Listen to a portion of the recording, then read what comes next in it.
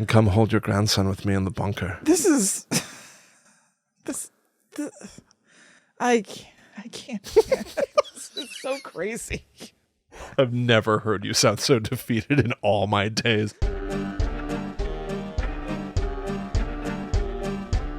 Hello, welcome to Guides to the Unknown. I'm Kristen. And I'm her little brother, William. And this week we are talking about immortality. People who've tried to face off with death and win. Mm-hmm. Or never have to face off with death in the first place. That's true. That's true. I feel like, and I don't know for a fact, because you did some of the, like, years ago, immortality stuff. But, like, this seems to be the one big impossible thing that I don't know if anyone will ever achieve. It death and taxes. Like is there a way to escape death so that you can be taxed for the rest of your life? Right. You just escape one of those. Yeah. Kristen, before we get into it, your feelings about we'll start off the show fun. Sure. Would you rather live forever or die miserably? Probably die miserably. I don't think I want to live forever. I mean, at what cost? Like, I know. I don't know. I don't think so. Well, if my research... This doesn't even feel like it's on the table. It's... No. No, it's not on the table. Yeah.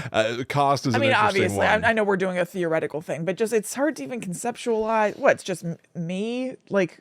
Can we all do it? What's the situation? I know. Here? Well, that's a good question. There are a lot of different ways to slice immortality. Yeah. I feel like there are some like really common, easy go-tos when people talk about immortality. One of them is like, oh my God, I live forever, but now I have to watch all my loved ones die. You're right. Well, why are we doing that in our scenario? What if it's that no one ever has to die ever again? Mm-hmm. What if there is a scenario in which someone is the last person to die? Yeah. And everyone else just keeps going.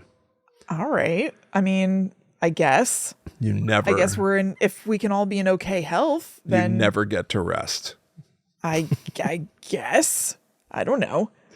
Yeah. Dying doesn't seem so hot. I don't know. Yeah, I don't know. There's something still, though, that, like, even in my research looking at, like, billionaires. Yeah. Like, one particular guy who, like, has made it his life's journey to never die. Mm-hmm. It's like, the trade-off appears to be fairly massive, where the more that I heard him talk, I was like, yo, you're making death sound like finally like taking a nap. Can we like chill and not be afraid of just like, why don't you just be like halfway decent while we're here? Well, part of the thing is like, as you get older, you hopefully, ideally, not everybody get to chill out a little bit, like get to retire, take her easy a little. And you deserve to. You deserve to. And so in the scenario of us living forever, does that all go away? Like, do you just have to work forever and not get to enjoy the spoils of any of that? I think the answer is yes. So that makes it a little less appealing. If we're just on the exact same track forever, there's no like change. Yeah. Things are just static the way they are forever. I don't know. You're still just like, should I post this cyber potato on Instagram? Right, there's just no... should I post this cyber potato on my cybergram? Because we're 5,000 years in the future doing the same shit. Right. There's no like posting pictures of your food, slowing down of this at all. I don't know. I ate a digital meatball. I guess I'll upload that to Cyberface. Yeah, I suppose so. May as well. I guess. Whatever. Yeah. Well, anyway, we're going to talk about immortality. Yeah. The methods that people have tried or rumored or whatever. Yeah, very much rumored for me. Really? Mm-hmm. Yeah, I'm excited about yours. Mm-hmm. So I'm going to talk about Elizabeth Bathory. That's right. She took a big Bathory, didn't she? No. No? I thought she took a sloppy Bathory. I don't know if she took any of the Bathories that people said that she took.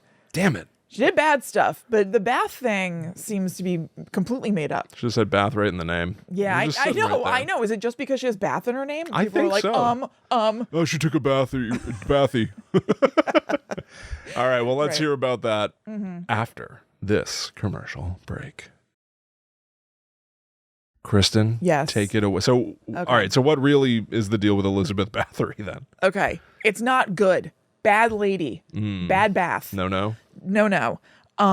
It's an extremely messed up story, which I guess was to be expected, but it went a little bit further than I thought that it would.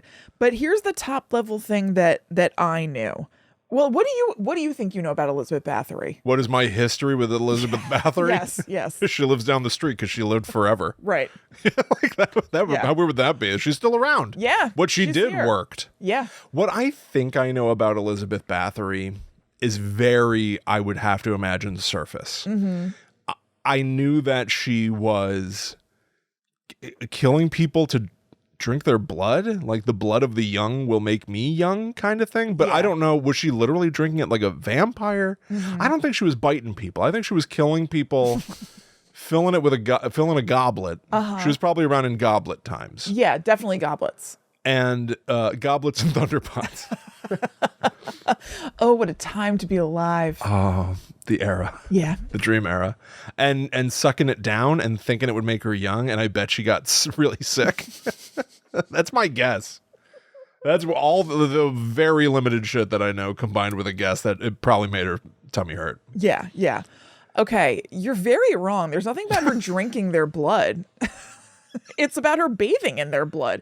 And we were But joking. you said there was no bathy. No, there isn't for real, but that's the whole lore around her. And we were talking about it 2 minutes ago. Yeah, I wasn't You weren't there. I wasn't there for that. Yeah, no, the story about her is not that she drank their blood.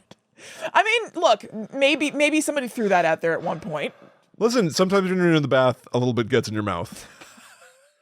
I guess that's true. So in that sense, I'm exactly right. And it is nice to have a little drink with you when you're in the bath. Have you ever seen now what bath culture is like? What people are doing in the bath? Whoa. It's like Spider-Man toys and squirt guns for me. So it's beyond.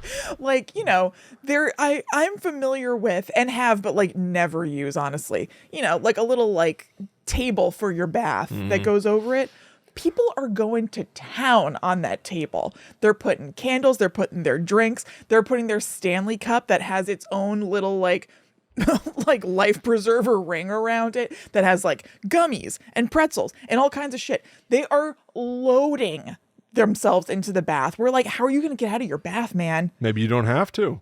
Yeah. You know that one guy in The Truman Show? Do you remember that one guy? He's in the bath the entire movie. Every time they cut to people watching, I've only seen it once. he's in the bath with like a wire table thing in front of him. And at the end of the movie, when Jim Carrey's like leaving the Truman Show, that guy starts splashing in the water and going nuts and like knocks his table all out. Like people are trying to live like that guy in the Truman Show. Yeah, that's and like me in the bed. Always with made my me candle uncomfortable.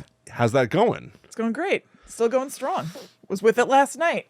Talk about immortality. You're in like some sort of a hyperbaric chamber in there. You never have to move. Well, the same way that Donald Trump says you don't exercise because it takes, you're using up the finite amount of energy that your body has. Right. I subscribe to. Of course you do. A fine man to compare yourself to. Well done. So that's why I'm lying Canceled. in the bed with my Kindle clicker. Yeah. Oh, God. Hell of a guy. Yeah. Crazy as all get out. Oh, God. So, Elizabeth Bathory, not a blood drinker. Look, probably a bath taker, but not in blood, which is the whole story around her, is that Elizabeth Bathory killed tons of people, like her young female servants, and bathed in their blood, believing that bathing in their blood was going to keep her young. There are variations of the story. It was either that they were her young female servants, sometimes her young virginal female servants. Okay. But either way, the bath thing seems to be just completely made up. There's just no evidence that happened at all. That's so weird. But then what are you doing? Well, she did kill tons of people. Bad. Did she, out of curiosity, not that it really matters, did she personally kill them? Yes. Whoa. Yes. What was she? Was she rich? Yeah, she was super, super rich. Okay, so she was a countess in the 1500s in Like Luann. Hungary. William! Are you proud of me? Good for you. Finally proud of your brother? Yeah, good for you. That was really good. Thank you. Yeah, so like Luann, she was a countess in the 1500s, and she lived in like tons of fancy castles, and in these fancy castles she'd just be like killing servants left and right.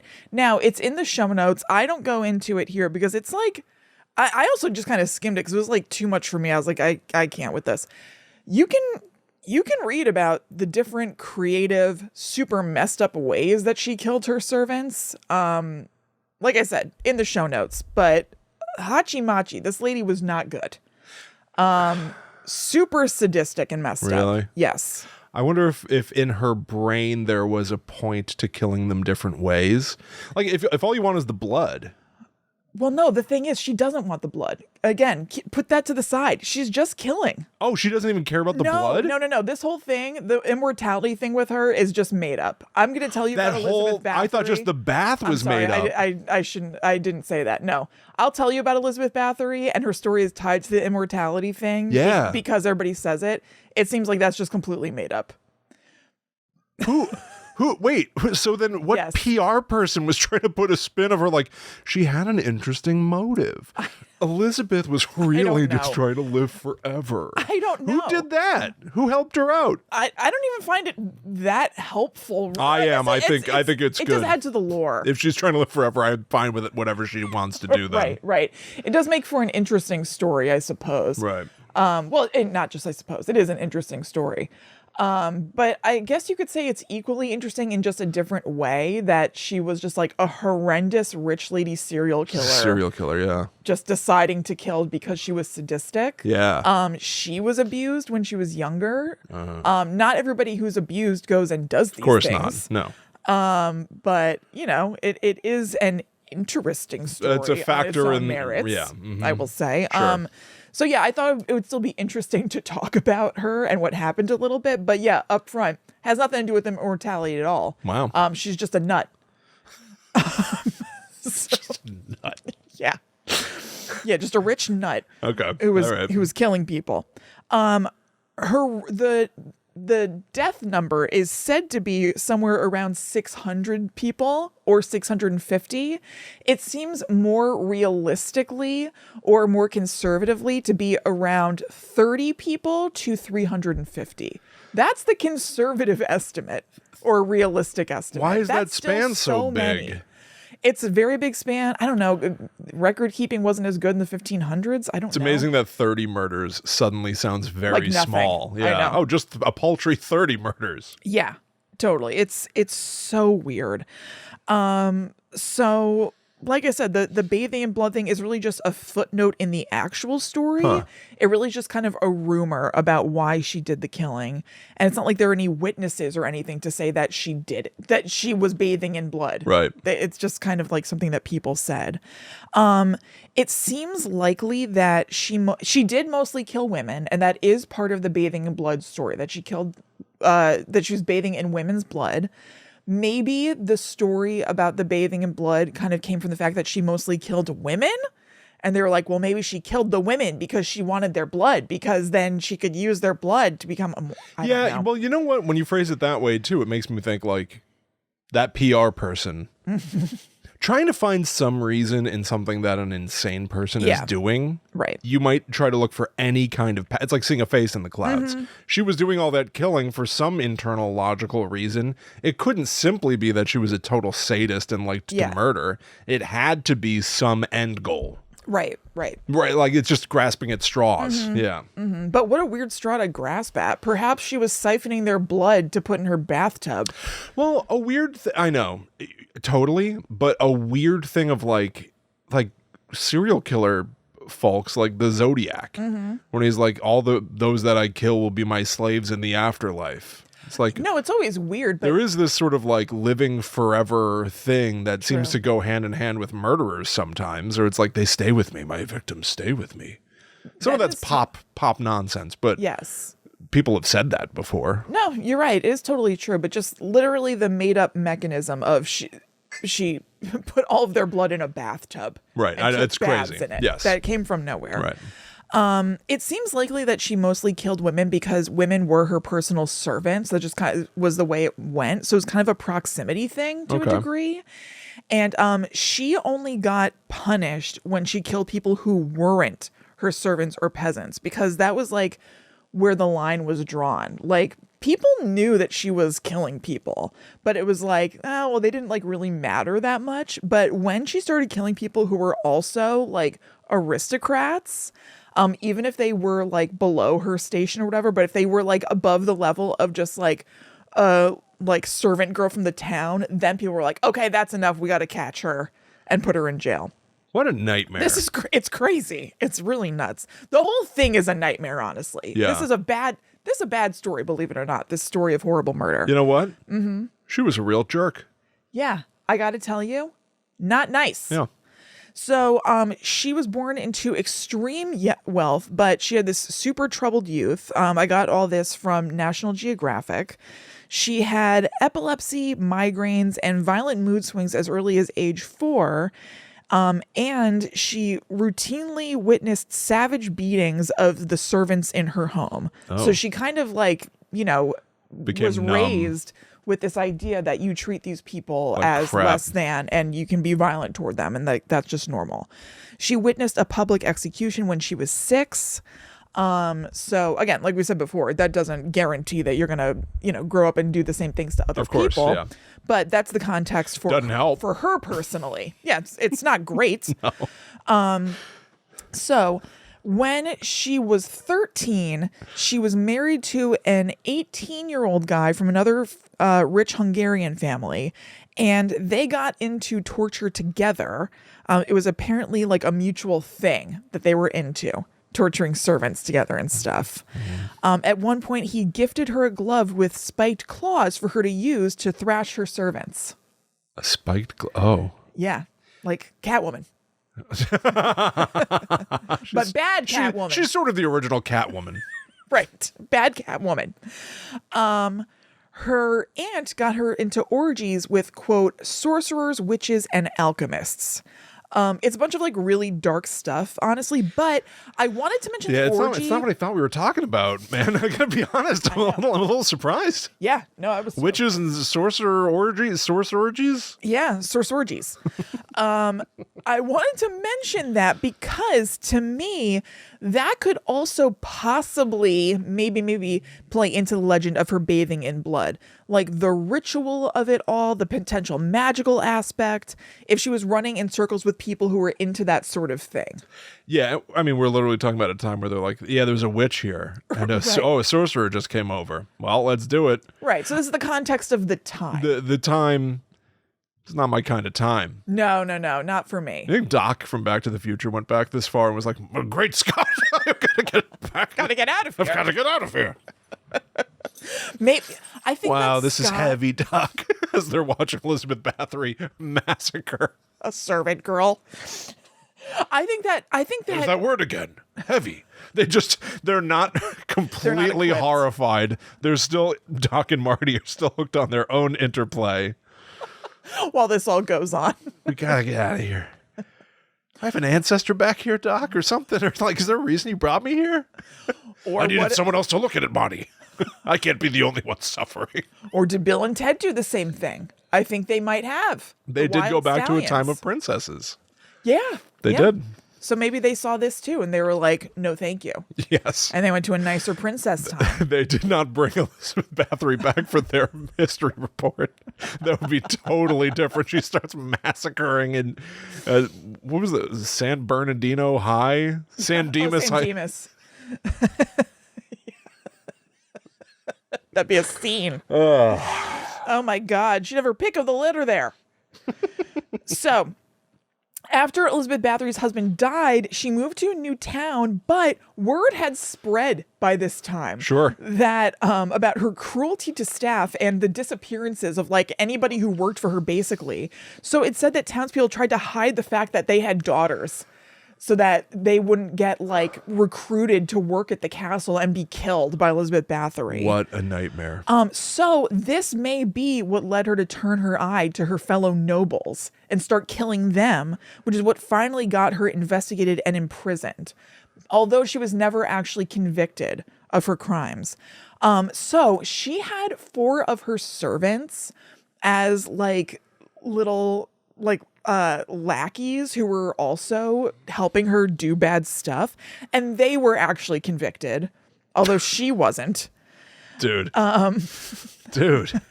Yeah, it's terrible. What are we doing? I know. It's not good. It's not good. Her husband was also implicated, but since he had already died, nothing could be done. So, the only ones who were actually punished, she did go to jail. She died in jail at age 54 in 1614. But the only ones who were actually convicted were her servants, who you can imagine, were forced into helping her perpetrate horrible violence and against fellow servants. Right. And they took the fall. Not knowing if they themselves would be next. Of course. Right. Of course. So Jesus Christ. So glad I grew up with like a Sega Genesis. Right. Like there wasn't like a big castle on the hill. Yeah. And rumors of maidens going missing. Yeah, can you imagine in that town? Like you probably have heard just through hearsay a few towns over that there's this like horrible Countess Elizabeth Bathory who, like, when you go to work for her, you get killed. She moves to your town. I know. Oh my God. You see that for sale sign on the local castle? You're like, oh my fingers crossed. God. I hope Elizabeth Bathory doesn't buy it. Oh my God. Not Bathory, not Bathory, not Bathory. Real Housewives of 1500s Hungary. Terrible. Yeah. So her story was told around that local area for years, but it really only became like a big phenomenon that like everybody knew about and talked about in 1744. So like 200 years later, when it was told in quote unquote lurid detail in a book called Tragica Historia, written by a Jesuit priest named Laszlo Tarosi. And then the pop culture understanding of Elizabeth Bathory all comes from that book. That book had the story of her bathing in blood and everything, and that book blew up, and that became the Elizabeth Bathory that we all talk about. Wow.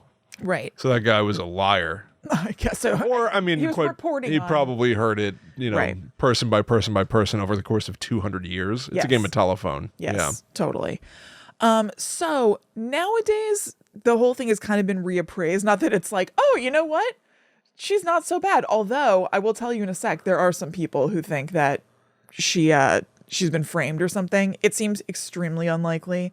But what has been reappraised is that people think she was a murderer, but that it's been exaggerated to a degree. The number, like I said, a lot of people think has just been expanded. And like I said, there's just no actual evidence, no actual witnesses or anything who have 500 said years ago. that she bathed in blood at all. Right. To get into it is kind of boring, but the gist of one theory, the main theory, is that she was indeed killing people, but that political rivals would benefit from her being locked up for life. And they conspired with her relatives who wanted her jewels and stuff to keep her locked up. And so they kind of like blew up the number. But like, I don't know, I feel like you'd still be in jail for a really long time, even if it was only 30 people. Oh, totally. So, whatever. Yeah, absolutely. And then there are people now who, not very many, who think that she was framed altogether for basically the same reasons. That it was all made up, that there were servants who were paid to say that she was cruel to them, that torture devices were planted in the home because there were torture devices all over every place that she lived, and that it was a witch hunt because she was basically a feminist progressive and people couldn't stand it. But from what I see, it seems like this is and they're the people who think this, not all of them, but some of them are like real academics and scholars. It's not just people who are online just being like, well, actually, maybe. Yeah. Like there are people who have done a lot of legitimate research into this, but it just doesn't seem like it holds up under historical fact. Yeah. Okay. It just seems like it's also kind of wishful thinking. It also doesn't seem impossible for all those things to be true. No one is just one thing. Yeah, of course. You can be I bet you can be a serial killer, progressive feminist. Yeah, I bet you can do that. Yeah, of course. So like, I don't know. And I bet you can be a serial killer with a lot of money and have other people who are inflating your crimes to finally get you taken down so that they can benefit and get your jewels. Yes. There are multiple things that could all be part of one singular story. Yeah. It's hard for us to wrap our heads around a multitude of things, but you can be there more was than one thing at a time. Oh, you absolutely can. Like it seems like she like opened, I don't know, I was a little confused by this. Like I saw something that said she opened up some sort of like progressive school for women, and then I saw something that said that she actually didn't do that, and that was just a rumor. So that's what Yeah, I'm not well, we're totally also- sure. It's also old. We're also not literal historians, and we are burdened with too much information on the internet. Right. Yeah. So it's hard to say, but there are people who think that she was just totally set up and that it is just not even true at all. Yeah. It seems like the truth is that she did kill a buttload of people. But it also seems like it's true that she did not bathe in blood to gain immortality. So that part of the story seems like it's just bunko, but is kind of an interesting, fun story. And that has been used in pop culture a lot. Well, it was literally like the thing that I thought I knew about her. No, it's not. You thought she drank blood. Well, at first I said a bath. And I knew that the goal of a bath would be to gain youth. Yes. Yeah. But that's it. And then Right. and then I started spinning out about sucking down pints of blood. I don't know what I was doing. It's fine. I blocked out. I wasn't there for that. That's fine. No, I know. And then I thought I would mention 2 quickies of people from the past who actually were trying to chase immortality. That actually does adhere to the assignment. So in 221 BC, the first emperor of China, Qin Shi Huang, was obsessed with living forever. This was totally real and legit. And there was an author named Stephen Cave who wrote a book called Immortality, The Quest to Live Forever and How It Drives Civilization, who said he went around his huge empire looking for alchemists, wizards, and physicians who could give him an elixir for life. We don't, Elizabeth Bathory was running around, so to speak, with Hold up. with wizards and alchemists and occultists and stuff. This guy's got alchemists. I wish we had alchemists. I guess we do, but We do. Our alchemy is just different today. Yeah, I know, but it's not as fun sounding. Oh, it's not fun. No. Oh, it's so insidious. Yeah. Just being like, he's a tech wizard. He can do everything. Yeah, I don't like that. He'll dismantle our way of life bit by bit, make you feel like shit every day. Yeah, it You'll stinks. wake up every morning worried because of our alchemist. Yeah. I don't want that kind. I want these. It's all tech today. It's all Yeah. these tech wizards. No, I want the Suck old ass. ones with a pointy hat. I know, who literally are trying to make gold. Right. People loved gold. Yes. Even when you they brought up love that they were like, gold. somebody wanted Elizabeth Bathory's jewels. I know. My jewels. Like, that was the big thing, not just like, Yes. I want all that oil that land is on. Like, that's so much like deeper rooted and insidious than being like, I heard she's got a diamond the size of my head. It sounds so I want quaint. it. It Even does. when we did our last Castle v Castle episode, part of that was that somebody had buried their jewels Yes. and valuables underneath their land, and somebody else was going to come get it. I think it prompted me to make a Jeff Foxworthy Nutter Butter joke. I believe you did. But go ahead. These are simpler times. It's that Jeff Foxworthy said, you might be a redneck if you call hiding the valuables kicking the Nutter Butters under the couch. I'll never miss an opportunity to use that joke. You still say it totally backwards. You might be a redneck is the tag on that joke. For how much you love it, it's really weird that you do like this mirror world version of it. Anyway, That's my version. I do a remix. it's your spin. It's Kristen's version. Yeah. Okay. All right. Anyway. All right. Here's what Qin Shi Huang was up to. So he was so fixated on prolonging his life that he wouldn't let anybody say the word death around him. And he had poets following him, singing songs about immortality. This is quite something. But Absolute power turns you into Corrupts, an absolute absolutely. nerd. But his pursuit of immortality seems to be the very reason for his death, and he died after consuming too much mercury from the potions that he was drinking to preserve himself. Kind of like the lady from The Love Has Won cult. Did you watch that on HBO She turned earlier blue, this year? Yes, right? because she was drinking too much colloidal silver. Yikes. What? Colloidal silver. I don't know. There's something about your delivery of colloidal silver got me. It's not like you were mispronouncing it, but I think you pronounced it exactly right. Colloidal is a funny word. It is a funny word. Hit me.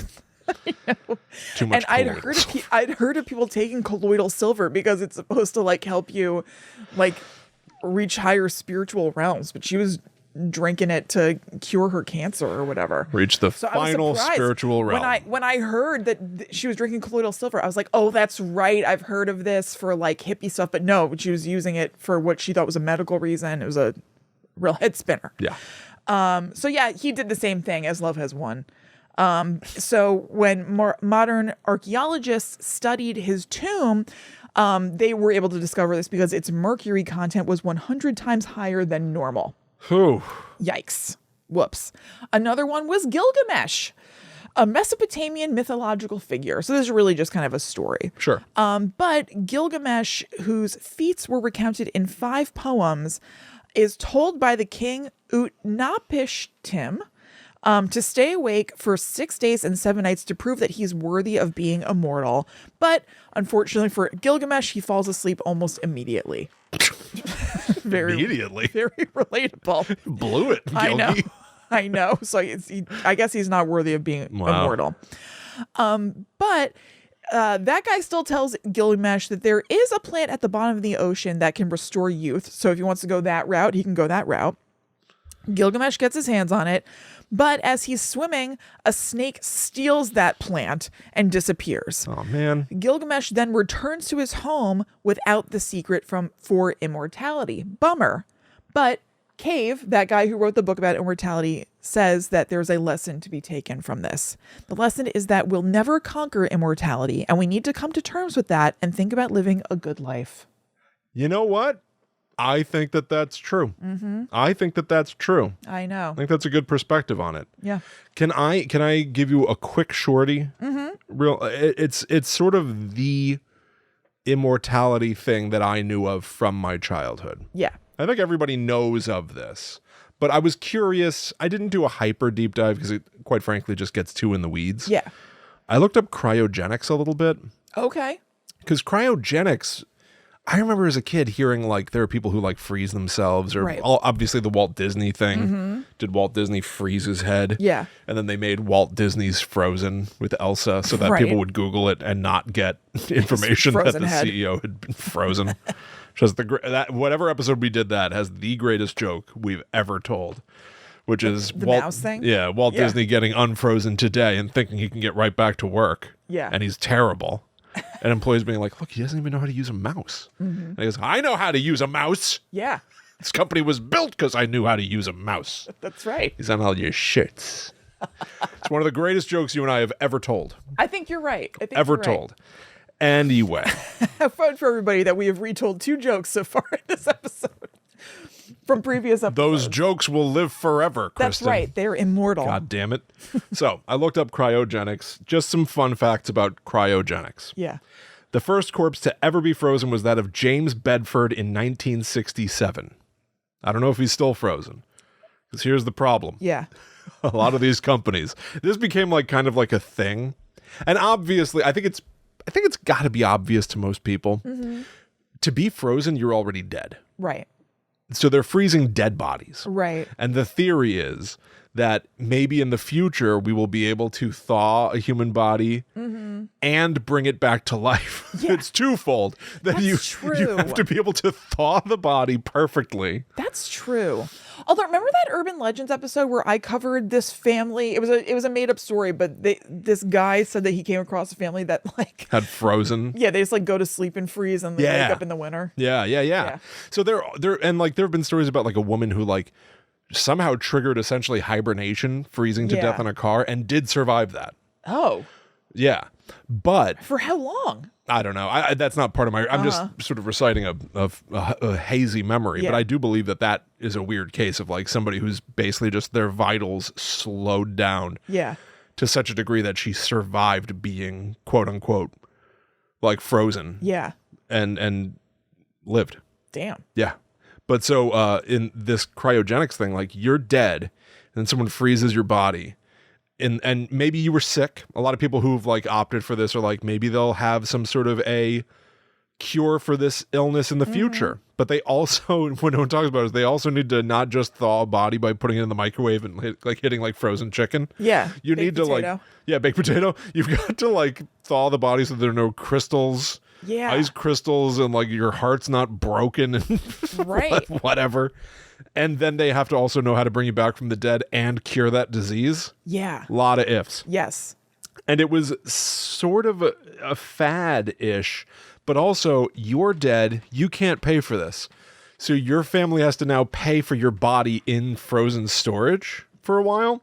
It's a lot of ifs. Totally. There are about 250 bodies that have been cryopreserved in the United States. 1,500 people have made arrangements for cryopreservation of their remains. Here's something so disturbing, but feels like a no-brainer. Most relied on family members to pay for the preservation of their bodies, and that ended in failure. Either they couldn't pay or whatever. With all but one of the corpses cryopreserved before 1973 being thawed and disposed of. If you were one of the people who was cryopreserved in the 60s and early 70s, those things failed either because of money or whatever, and your body was thawed and thrown away. So those people are gone. Yeah. The people that thought they were going to live forever, those people from that era, they're gone. As of 2016... I would hope you would know that that's a risk. You've got to know. Going into it. You've got to know. As of 2016, there are 4 facilities that retain cryopreserved bodies. There are 3 in the United States. There's 1 in Russia. But here's the last disturbing fact I have about this. There are a bunch of people who still have signed up for this. Like I think like Peter Thiel. It's like a PayPal guy. All these billionaire guys. That's their thing. Right. They love it. Yeah. Many cryogenics companies have failed. Like, I guess it's not a thing for your company to last forever. Yeah. Like a lot of companies don't last 100 years. Right. So if a company, a cryogenics company starts, it's more likely that that company is going to go under at some point. So as of 2018, all but one of that original batch have gone out of business, and their stored corpses have been defrosted and disposed of. Yeah, so no one like bought. Why do they have to be disposed of? Couldn't you? What are you going to do? Thaw them? Cremate them or something? Sit them? I think that also means disposed of. Oh, okay. All right. I didn't think disposed of meant like, well, when's garbage day? I don't know. Just disposed of means... Is there bulk pickup this month? Because we've got a problem. That's what disposed of means. Yeah. Cremated, I think, falls under that in this case. Okay. If I burned my garbage, did I dispose of it? Well, no, but I don't know. Getting disposed of means getting rid of them. I don't know. If you'd said they've been returned to their families. Oh, I wouldn't want that. What? Grandpa's here. What do you mean? Return to their families. But cremated. It's horrifying. No, just send them home. You ever burn your garbage and then huff the fumes? One of life's simple pleasures. Yes, of course. Anyway, that's cryogenics. Boy, oh boy. It's not. I don't think it's worth it. Yeah, it doesn't sound like it. I don't think it's worth it. Yeah. I think some people just cryo freeze their brain. Like that's a thing too. And I'm like, I don't really know what you're supposed to do then. Why? I don't know. I think part of the theory is that maybe you'll be able to digitize your brain. Right. In the future. I imagine when I was doing this research, like a room full of these like dead bodies, and then somebody figures out in the future, because there was a whole rabbit hole of this that was like, some people do believe that a brain can retain information even when it's dead. They started describing people the same way you talk about like a hard drive, literally like a hard drive. They're like, the brain can hold this much amount of data, and it's believed that that data is still in there even if the body is dead. So, and I just started picturing like literally like brains put in like hard drive cases, and just like a wall of like little metal boxes, and each one of those used to be a person, and you hook them up to a computer and you can like click on their brain to access their memories and stuff. Right. I think people think of that as some form of immortality too. Yeah, I think they do. Uploading your brain. Pretty, a million years ago, I used to do a show with Bobby. Will and Bobby Know Everything, and we found out about this thing, Russia 2045. It was this endeavor that was about immortality, but it was like a digital immortality. I wrote down the 4 tenets of their thing. Their whole thing was, and now they're called Worldwide 2045. It's a mess. But it was basically this like tech, I think it's an investment thing, being like, invest in our company and we'll fund immortality, and by 2045 we will achieve immortality. And here were the 4 things they wanted to do. There were a 4-step process. They wanted to create a robotic copy of a human body that could be controlled by like a brain interface thing. Then the next step would be to transplant a human brain into that robot. So now that robot that you used to be able to control, that is your body now. Your brain's in that robot. Step 3 is that when the brain starts to die, wait, I think you can now make the brain artificial. Now I think it's like you can replace the tissue of the brain, and now it's like a robot brain in a robot body. And then the last step was essentially creating a digital world where you then upload your consciousness. So it's not robot brain and robot body, it's robot everything. Mind in cyberspace. Yeah. And here are the times they expected to do this. So 2045, you're supposed to have your brain. So what is that? That's 20 years from now, Kristen. Yeah. It's supposed to be a digital Kristen living in a digital playground. Yeah. Which means they had projected that by 2030 to 2035, that's when you'd have a robot brain and a robot body. You'd be all robot. Yeah. Okay?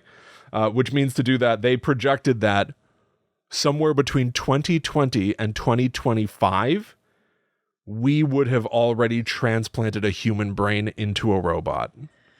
Well, when Bobby and I first found this like a decade ago, they were saying that now in 2025, that was the end of this span. They better get cracking. They would have done it by now, human brain and robot body. Right. Let alone 2015 to 2020, robot body that you control with your brain. Yeah. This thing was like almost like a cult. Yeah. But it's like everyone's afraid of dying and uploading your mind. And I kind of was into this as like doing a podcast is kind of uploading bits and pieces, and especially with AI. Now, here's like Will's like weird kooky corner. Because of AI being able to, like, you can with like a few seconds of audio now, you can copy someone's voice. Yeah. The amount of talking you and I have done on these microphones for a decade or more, there's more than enough data to recreate a fairly convincing model of our behavior. Yeah. And isn't that... I don't know who the hell would want to do that, but theoretically, yes. It's not you and I continuing to exist. Yeah. But it's a record of us continuing to exist. Well, it's a duplicate, like a duplicate. replica. Yeah, a copy. Yeah. But for everyone else, no one else is us. Right. So to anybody who's watching or listening to this right now, like if you were watching an AI version of us that's using our speech patterns and our voice, the sound of our voice and the image of what we look like. Yeah. It's a similar experience to watching the actual real us sitting right here right now. We could die. Yeah. But other people could feel like we're still around saying things we never said. Yeah. You know? Yeah. That's a sort of immortality might exist outside you. Yeah, it's true. Freaky stuff. Pretty spooky, sis. Yeah, you got that right. Anyway. All right, so we're going to talk about tech weirdos doing other immortality stuff after we make sure you know about patreon.com/GTTUpod. This is where you can go to get our second weekly podcast, The Netherworld Dispatch. It comes out every single Monday. You can also get an ad-free version of this show. You don't have any ads to fast forward through anymore. There's also a Discord you get access to, movie commentaries, a newsletter, all sorts of stuff is over there at patreon.com/GTTUpod. So go check it out, and thank you so much to everybody else who has joined us over there. It seems like people really like it. We get a lot of great feedback on it. We have a lot of people who are patrons, and it's really awesome. So thank you so much. I'm gonna even pontificate further because now I'm feeling all philosophical and pretentious. I doing this show and doing the Netherworld Dispatch and having all these people out here who like literally back us through Patreon, which is like a monetary thing for our little business, and it genuinely gives me like a confidence in other parts of work. So like you and I have been working on something, and Guide to the Unknown feels like it bleeds into that. Yeah. You know what I'm talking about? I feel like doing this show and your support out there, it genuinely sort of energizes me to want to keep doing fun, interesting things. It just makes me feel good. Yeah, definitely. The most recent episode of the Netherworld Dispatch is episode 206, Scary News, in a good way. We took a look at headlines. Some of them were movie things like Saw 11 is said to be canceled, although now Billy the Puppet has joined LinkedIn. I don't know if you saw that. I didn't see that he joined LinkedIn. I saw that he gave a statement to, I think, The Hollywood Reporter or Variety, where he said that, he's never truly gone or something. Rumors of my death are greatly exaggerated or whatever. He's like quoting historical figures now, whatever. And other things. Kat Dennings grew up in a haunted house. You can hear about that. Yeah. It's fun. That's patreon.com/GTTUpod. We also love reading reviews and talk about pure positivity. This is a great review for us from Boner Fart 3. Hell yeah. Hell yeah. Hell yeah. Says, absolutely love this show. It is my comfort show, and I've listened to each episode multiple times. I still listen to the Brownies and Daniel Stern episode and laugh out loud. Will and Chris, you will never know how much I appreciate your show. It was there for me during some dark times, but I could always count on Guide to the Unknown to take my mind off things. A++, 5 stars. Oh, that's great. Thank you so much, Boner Fart. I'm so glad. I am so glad that we could be there for you during those dark times, Boner Fart. We always will be, Boner Fart. We're going nowhere, Boner Fart. And thank you so much. That's such a nice review, genuinely. And thank you to everybody who has left us reviews. It's really awesome. It never ceases to blow my mind that somebody decides to do that, opens up an app, decides to go to us, decides to take the time to leave a review. What a nice thing. And if you haven't done that before, we would love it if you did, and we may read it on the show. Yeah. So yeah, thank you so much. You honor us, Boner Fart. You do. 3. Thank you. Boner Fart 3. 3. I got my fingers crossed we can get the other 2. Ooh. Oh, God, I hope someday. Yeah. All right, so we're going to go to commercials now, and we will be back to talk about billionaires. Oh, we just made enough money from those ads. We're billionaires now. Oh, great. You're going to live forever. Oh, perfect. All right, let's talk about Bryan Johnson. That man that I think people have seen. There's this billionaire man who I think he made a couple of headlines. If you know who we're talking about at all, I think these are the 2 big things that people might know about him. Billionaire Bryan Johnson, no relation to Tell Him Steve Dave guy. Billionaire Bryan Johnson said that he was getting blood infusions from his 18-year-old son. Right. To become younger himself. He said that he has slowed down his aging by 5 years, that he is 5 years younger than he really is, which is confusing. This whole thing is totally confusing. He's a 47-year-old billionaire, made a lot of his money from, I think he owned Venmo or sold Venmo or something like that. Has so much money. Yeah. Like an ungodly amount of money. And he has made himself, it seems to me, he's made himself his own guinea pig for this lifelong, seemingly, he might just do this for the rest of his life thing, called Project Blueprint. He is testing like gene therapies on himself. He's the ultimate biohacker. He's the ultimate biohacker. This guy is, I wrote down mostly quotes from him to see like. To illustrate. Yes, because it's wild. Like he's doing everything he can, he says, to not die. Yeah. He wants to not only slow down his aging and keep his organs healthy and make sure that he's bragged about having the I think it was the rectum of an 18-year-old. Okay, very good. Weird flex. Great. Totally.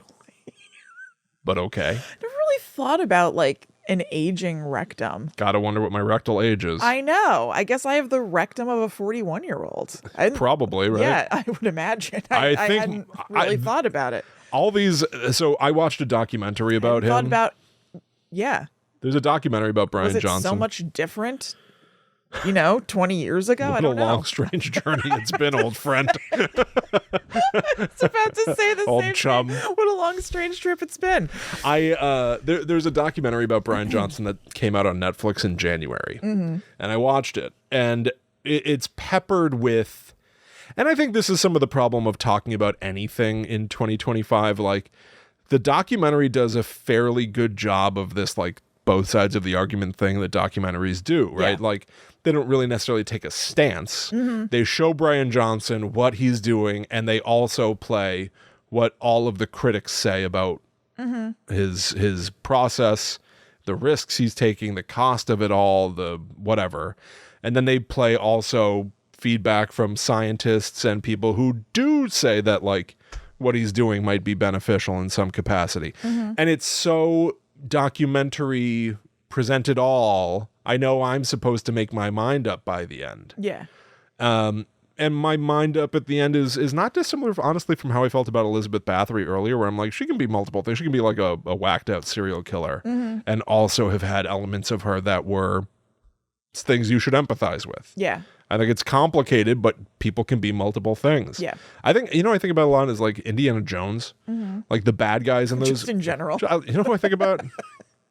I love them. Yeah. The bad guys in those Indiana Jones movies are often really interesting, compelling characters. And they're also Nazis. Right. And it's like sometimes a weird, evil person can be super charismatic and interesting. And that makes it hard. Right. Because you both like them and loathe what they do. It's complicated. And Bryan Johnson's whole thing, like, literally in the documentary, they show that, like, I wake up in the morning and I spend 15 minutes standing at this light that simulates sunlight on me.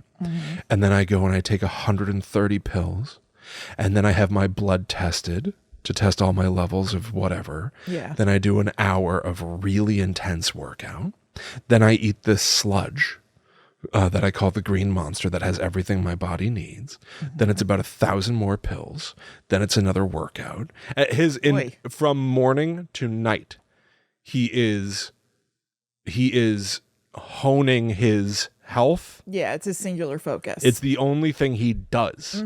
Like, you would almost say he doesn't have a job, but this is his job. It's a 24-hour a day job of monitoring his own health because he's his own lab rat. Boy.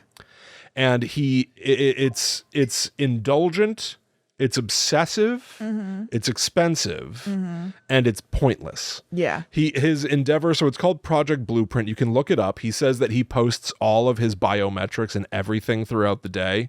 Is he ostensibly doing this for other people in any way? Like, does he say he's doing this for, society to benefit, or is this just for him? He does say that. He says that, and this is irritating too. He's like, he talks like every tech billionaire guy today, where it's like a little too, he's like, I've heard all the things that people say, the criticisms lobbied at me. And, does some of it have merit? Possibly, but I'm really doing this, for you.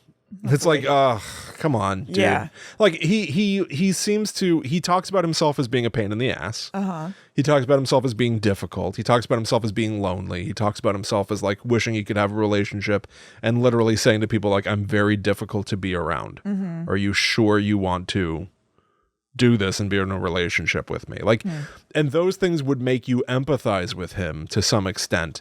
But there are also other things about him that, like, there are headlines in the last handful of days. He's currently going through round 5 of this controversy where he was dating and engaged to a woman, and she says that she got breast cancer and he dumped her immediately.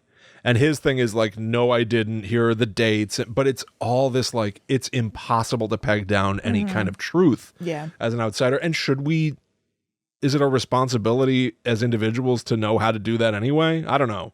But like, I don't know how you want to look at this, dude. I don't know. All I can do. So does his son have to constantly give him blood? And how does his son seem to feel about that? The son.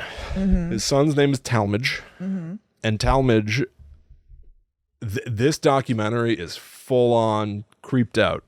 It's creepy. I want to watch it. What's it called? Mr. Life. I don't know. Mr. Life. Mr. Life. Mr. Big Life. I have no idea what this documentary is called. Okay. You'd think I would have written that down. Very good. All right, but it's about Bryan Johnson. It's about on Netflix. It's about Bryan Johnson. It's on Google. Netflix. Yeah, it's super duper easy Google. It's the documentary. I get this in my head periodically, sometimes doing this stuff where I'm like, what is the point of this doc? This story's not done. The story is It's still interesting. it's not over yet. Is he going to die? That's what I want to know. Well, But it's like the documentary then needs to be about something, so it ends up becoming about his relationship with his son. And so Bryan Johnson had been married and got a divorce, and he had been in the Mormon church and then left it, and that ended up cutting off a lot of his ties to his own family because they saw him as like turning his back on religion or whatever. And his son Talmadge felt the same until now he's older and going to college, and he started living with his dad.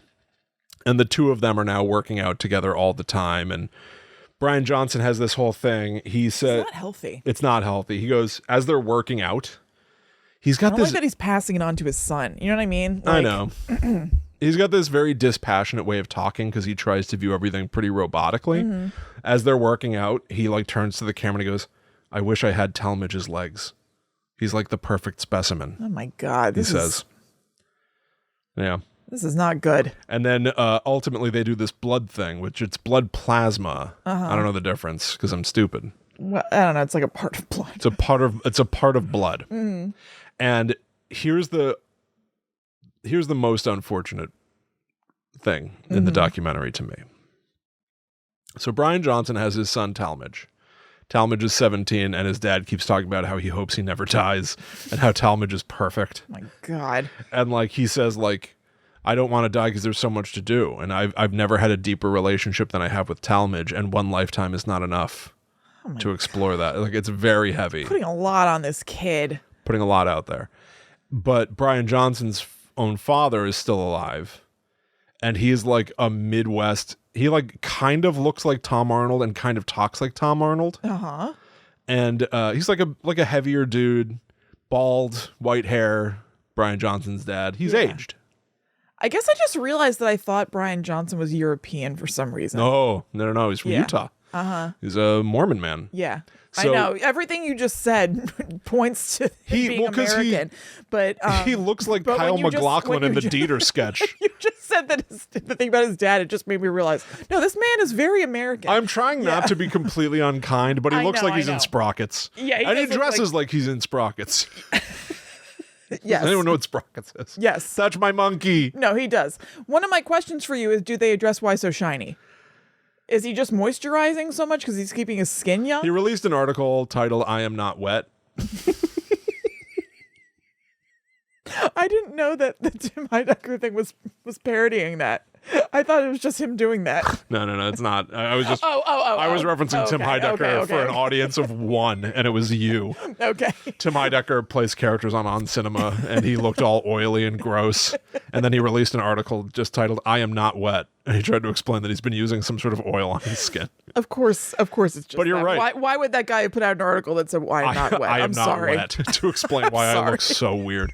No, he does these crazy things. You know, they show him. They show someone rubbing a stick on his face, and then it leaves some sort of a red goo behind. And I'm like, is that blood? What am I looking at? He's just always. Could be. A vampire facial is a thing. Something's always happening to this dude. But that's pricking your skin and using. Okay, but anyway. Honestly, his hair kind of looks like yours right now. As I'm looking at you, I'm just realizing, like, what, style-wise? Yeah, like length below the ears, and then like a top knot. Kind of thing. Like he's pale. Do I look like? And you might look like Bryan Johnson.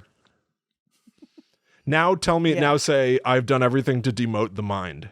I've done everything to demote the mind. I trust my organs. It's a crazy thing to say. He listens to his organs rather than his mind. I trust my organs.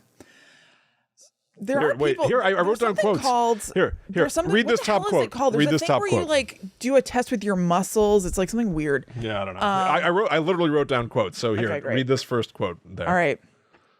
Previously, I would use my mind to decide what to eat. See, he doesn't do that anymore. His mind has nothing to do with what he eats. For every 12 months, I age 8 months. I have found more relief in demoting my mind and elevating my body than I have in my entire life. What else we got here? Oh, Talmadge's legs. We all know that. I'm trying to be on the absolute outermost edge of the science. You donate your plasma to me, I will to Dad. it will be this multi-generational thing. Yeah, okay, so here we go. His Midwest father, who's kind of just like, feels like an average guy. Yeah. What can I say? My son, it's been hard. Yeah. It's weird. So now Bryan Johnson says, hey, Talmadge, I think I'm going to, I don't remember who it started with. He's like, I'm going to donate my blood to my dad. I think it started with them. I think it started with Talmadge. Would you donate your blood plasma to me? Uh-huh. Talmadge says he's in. And then Bryan Johnson says to his own father, and I would donate my blood plasma to you. And now it's this beautiful multi-generational thing. Right. Now here's what's unfortunate. What? It seems like it would be, I don't know if it would work like that. I mean, that guy knows better than me, but like. Does he? Well, I don't know, but can you just take any old man and just start giving him young blood and then he's just going to be doing good? I'm full of vim and vigor. Right. Like, I feel like he would have had to start some sort of process earlier. Yeah. Yeah, I think so. Well, here's the bummer, in my opinion. It's a total subjective thing. Uh-huh. I think I'll be preaching to the choir here on this. This is also a social media thing, right? Like Bryan Johnson, it's like millions of views on Instagram. So much of this documentary is him being like, that's good. We got this many clicks in that much time. Very good. So I got to watch this documentary. Yeah. When he brings his father in, they have to do photo shoots. So what do? No. First of all, there are shots of like Bryan Johnson nude. Yeah, posed like with like I have seen his thigh covering anything good. Yeah. And then the camera pans from him doing that to Talmadge. I was gonna say making a sandwich, but these dudes don't eat sandwiches. It's like just in their just happening in their kitchen. It was one thing. I don't like Talmadge being mixed up. He's into it. He's into it. Yeah. He's a man. It's just very disordered. But so now dad is in the mix and they've got to keep doing the social media shit. So Bryan Johnson picks that they're all going to wear white undershirts. Okay. And they all take a picture together, sort of like hugging around each other for some reason in the sand bunker at a golf course. It's like jeans and forgive the term, a wife beater. You know what I'm talking about? That shirt. What do you call that shirt now? It's an undershirt. It's just called an undershirt? All right. I hate the term. Undershirt. Yeah. You never think about that term until you actually use it and realize what the words are. That's what people call it. Yeah. Anyway, so it's just the three of them in that white undershirt and blue jeans. Yeah. Huddled around each other in a sand trap on a golf course. That's so funny. It's like this tucked in. Will keeps like swiveling his hips inward. It's what they do. I know, but it's really funny. It's so weird. But, it leaves little to the imagination. And it's just not nice to do to the grandpa. I just don't think it's right, if I'm being honest. It's like, now that I'm going to donate my blood plasma to you, Dad, you have to now you have to do everything. Dress like me and do social media beauty shots with your grandson. Oh my God. Like, dude, what are we doing? This is insane. What are we doing? This is insane. Are you looking it up? Yes. Brian, I don't even know how you would find it. I'm doing Bryan Johnson father son, but I put Dother. Oh, bother. Yeah, I don't know, man. It's some weird shit. And then they donate. This is really weird. Are you looking at it? You found it? Really weird. Yeah, I know. Oh my God, Will, this is worse than I thought. What? Tell me. This is. What have you seen? It's like romantic. It's erotic. Is it? I don't find it particularly erotic. This is messed up. Okay, so it's Bryan Johnson in the middle. By the way, these are wet undershirts. Oh, I didn't notice that. Yeah. It's Bryan Johnson in the middle. His father is behind him.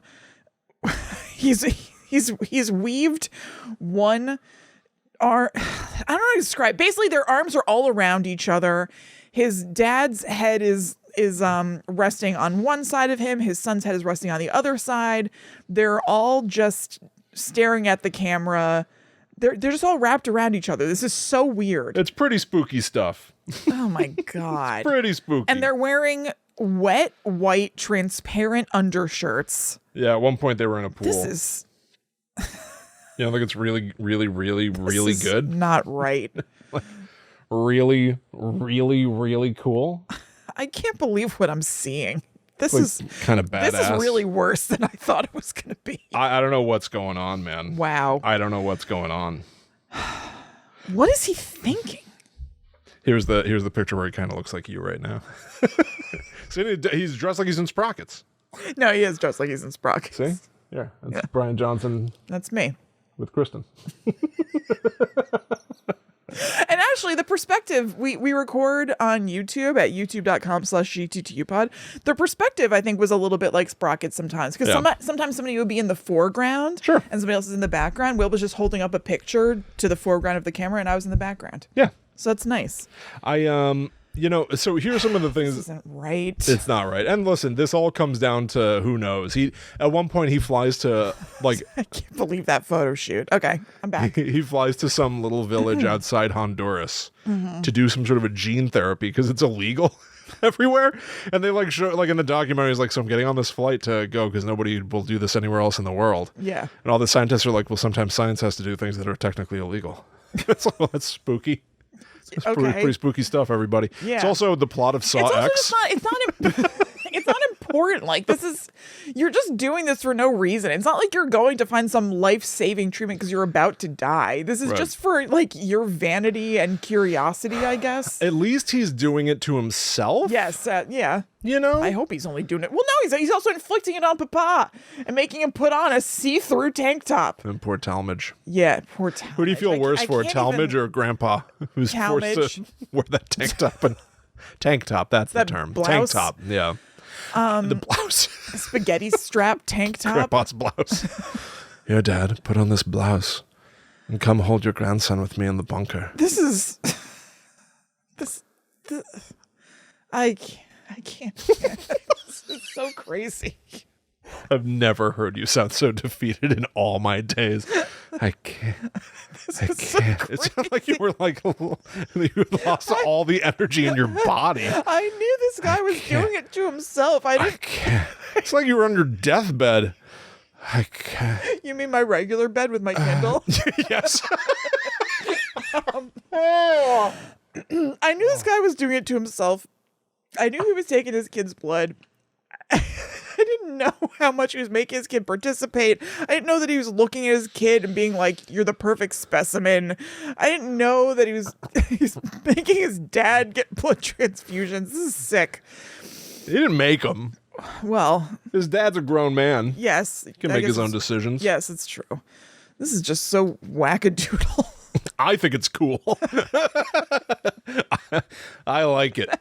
And I'm sorry, just the visual of that photo shoot just brought things into very sharp relief for me. This is so weird. Oh, yeah. Oh, yeah. Like, what is the decision making like of a man who has a photo shoot like that?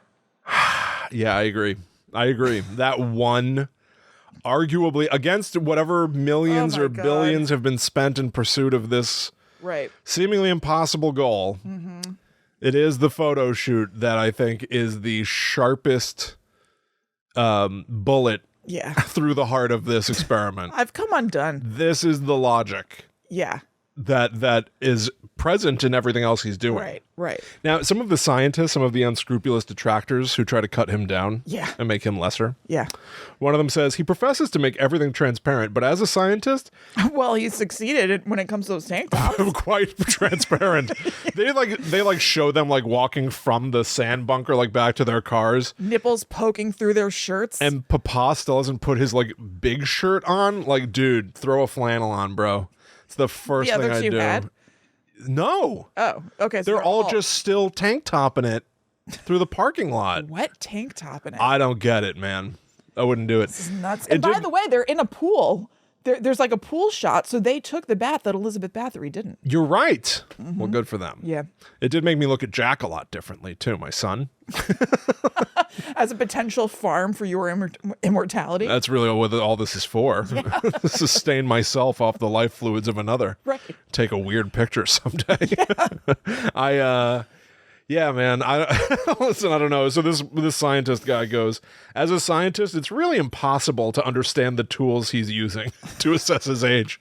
As Joe, average Joe over here, me. Yeah. I looked at his website and it's just like numbers and shit and trying to sell you on a box to get your own juice or whatever. Yeah. And everything is affiliate links, which is what we should be doing when I think you've tried. But so it's like They all are set up. It is all monetized like wild. And his point is like, why wouldn't I monetize it? And it's like, fair point. Okay. Okay. Sure. All right. Good on you, Bryan Johnson, on that one, I guess. But like looking at it, I'm like, I don't know what's going on. And to hear a scientist go, I really don't. And then somebody says that you've aged 8 months and 12 months. it doesn't make any sense at all. What's the reliability on saying that aging has slowed? What's going on? How can you quantifiably prove that? I don't like anything that's going on over there. And then someone else said it has almost no contribution to science. Yeah. It's just attention. It's a ton of social media. A ton of it. Now, he is also like, there are points. Do you follow him on social media? No, I looked at it, and that's when I saw all the shit about like his current controversy with his ex-girlfriend. And he's like, she's not telling you the whole truth. I have the receipts. Let me post my rebuttals. And I'm watching, and I'm like, oh, like, okay, what? And then I watch her stuff, I'm like, oh God. I don't know. Anytime I see all this shit, I end up going like, I don't know what's happening. Everyone's got too much data, and I don't know what to do. Yeah, totally. But so, I wonder if I'll start following him on social media. There's no way to know. For tips? No, just to watch the show. It's a wild show. I'm going to check in on him. It is wild. More if his dad has social media. Now he's all in on this. He starts posting beauty shots of himself all the time. Who knows? Regimen. This is something weird. So, Bryan Johnson puts all his faith in a scientist named Dr. Oliver Zolman. This is like all of his science that's sort of like driving this, and like your organs will tell you what to eat, so your mind is not involved. The human mind makes bad decisions. We eat fast food. We stay up too late. A big thing of his is like go to bed on time. That's like his like number one thing is get enough sleep. And I'm like, well, it's hard to argue with that. Yeah. But then you see all the rabbit holes you go down.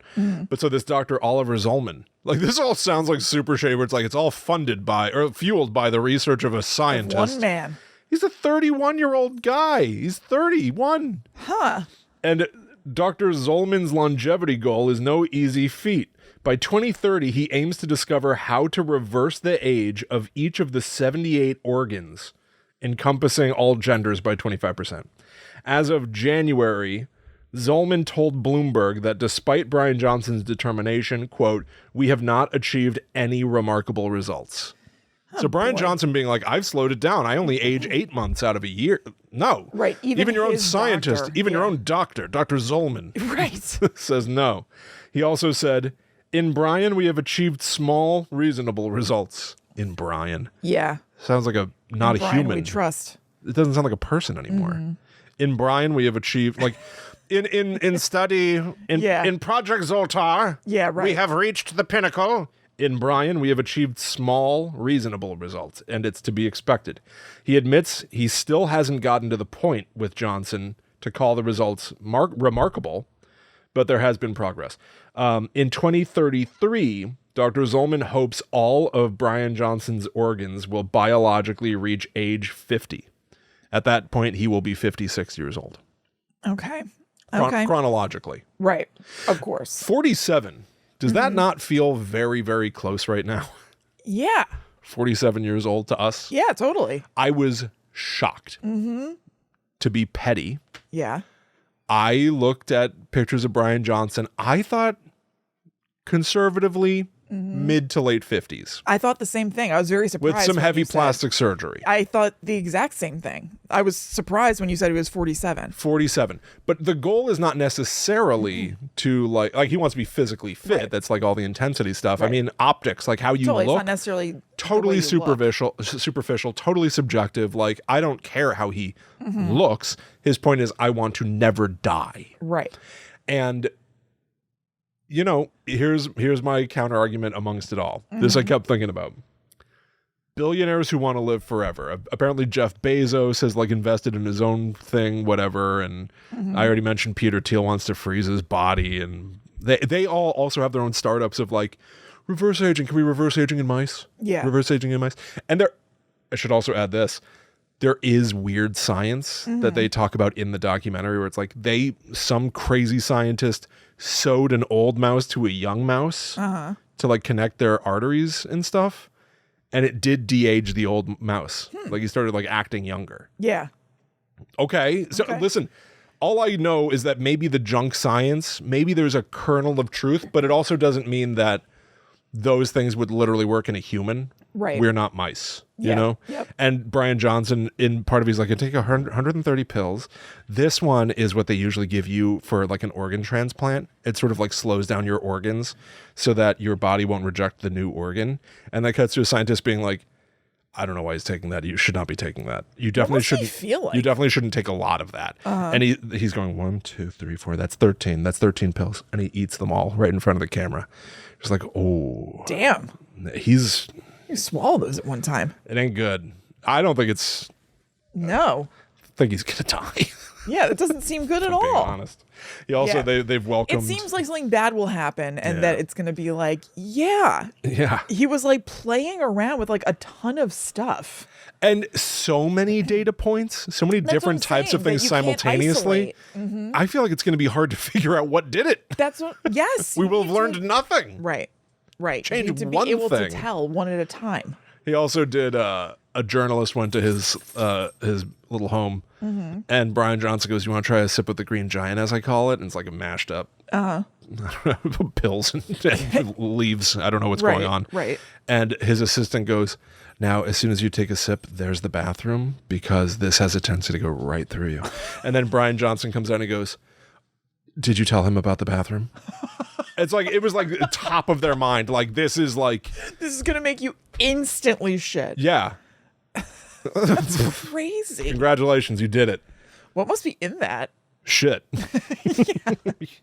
Anyway. That like it instantly. That's nuts. What I was about to say about billionaires with this stuff, that old adage, you can't take it with you. What if you never have to go? Right. So like in a billionaire's mind, yeah. First of all, tax the billionaires, down with billionaires. Yeah, this shit's crazy. But to play devil's advocate, in your brain, you're Bryan Johnson, you're Jeff Bezos, you're all these crazy billionaires. It's more of a reason to hoard wealth because you could live forever. I might never, ever, ever die. So I need it all. Right. Because what if I live literally forever? Yeah. I don't know. How nuts. It's crazy. It's crazy, but he's the modern day Elizabeth Bathory, except he literally takes a bath, and I don't think he's literally murdered anyone. So he's not really much like her at all. Right, exactly. Well, there you have it.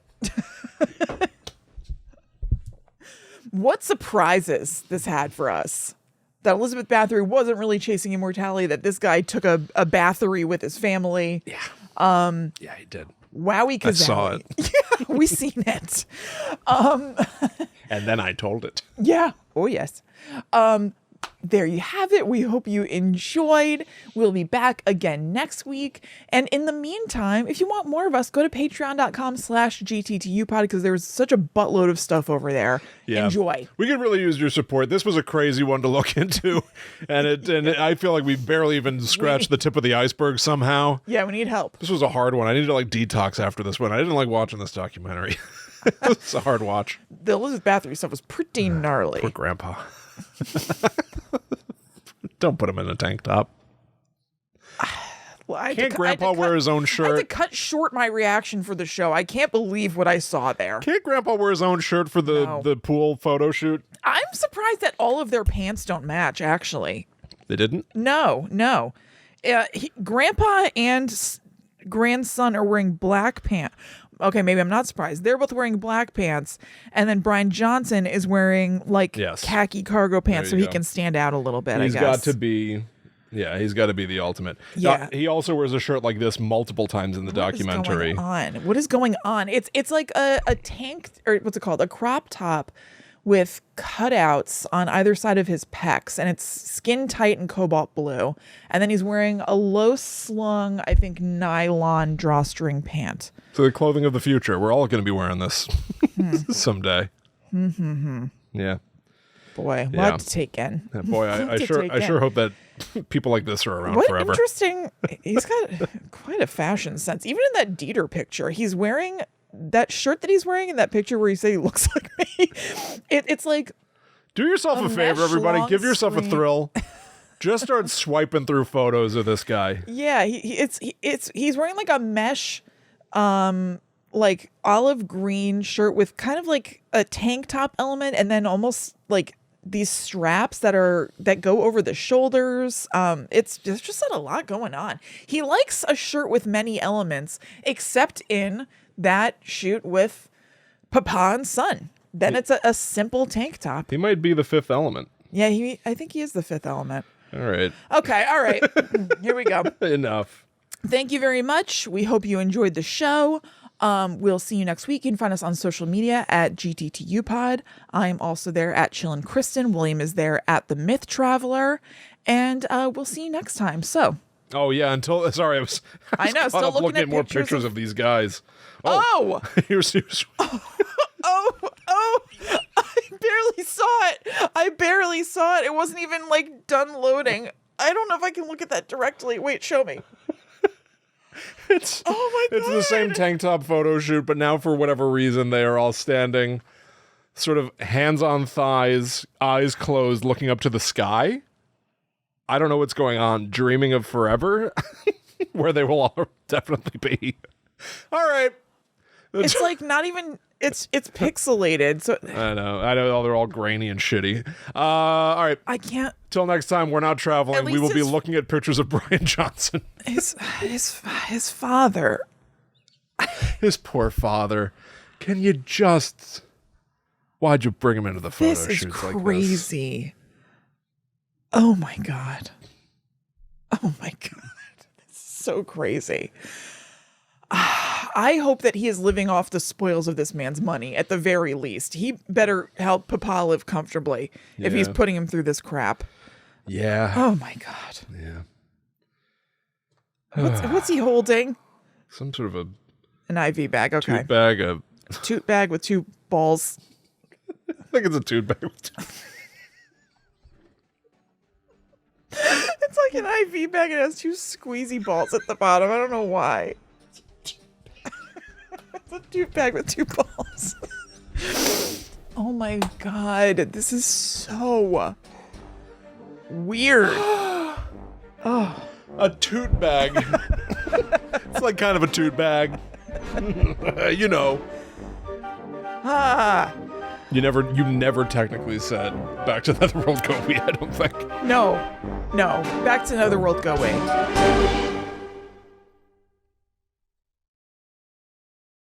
Wow. This is You had to like a shudder. You like shuddered and laughed. Wow. Stop taking topless photos with your family. I don't like it. It's very weird. What's with this? You know, I don't know. What was that? I think it's okay to be dead. Personally. Yeah. I think it's all right to eventually be dead and have people remember you fondly, not as somebody who fruitlessly tried to fight it the whole way. You know? Oh my god. Biohacker.